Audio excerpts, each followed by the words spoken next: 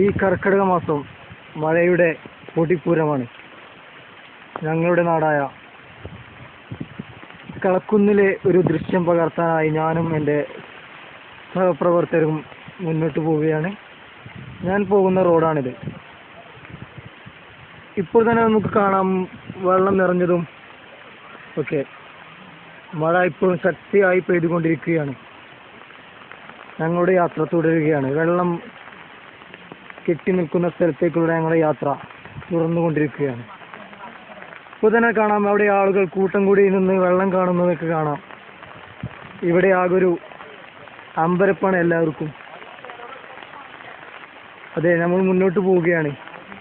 പക്ഷേ മുന്നോട്ടുള്ള യാത്ര വളരെ അപകടം നിറഞ്ഞു പോയിരിക്കുന്നു.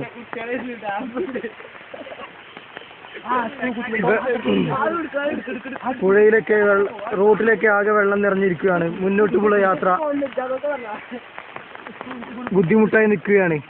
ഇനി നമുക്ക് ഇവിടുത്തെ വെള്ളം കയറി നിൽക്കുന്നത് കാണാം. ഇതാണ് വെള്ളം.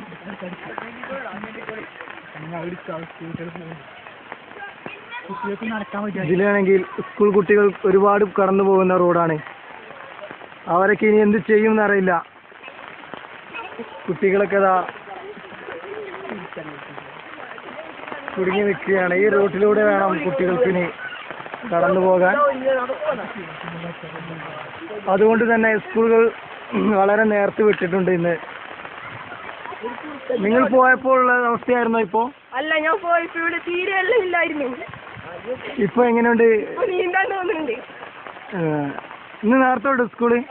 എന്തൊക്കെ മഴ ആയതുകൊണ്ടാണ്. ആ, ഓക്കെ, താങ്ക് യു. എന്റെ പേരെന്താ? ഹരികൃഷ്ണൻ. എവിടെ വീട്? കളക്കുന്നന്നെ. Okay, thank you. ഇനി കാണാം നമ്മുടെ ഈ മഴയുടെ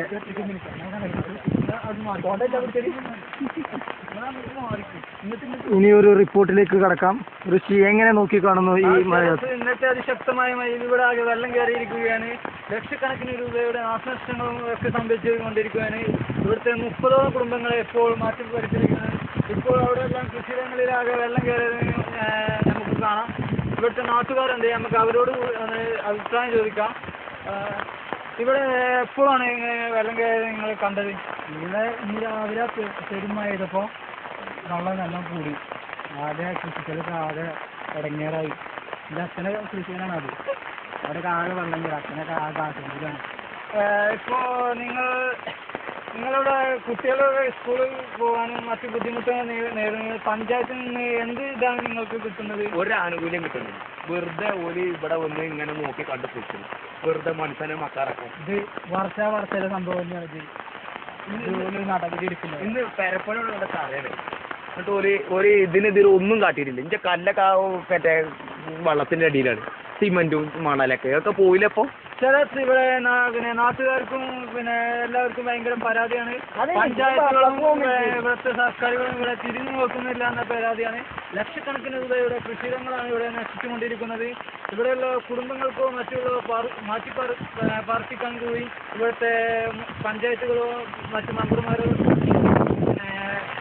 നടപടികൾ എടുക്കുന്നില്ല. ക്യാമറമാൻ ചെറുത്തിനോടൊപ്പം കളക്കുന്നിൽ നിന്നും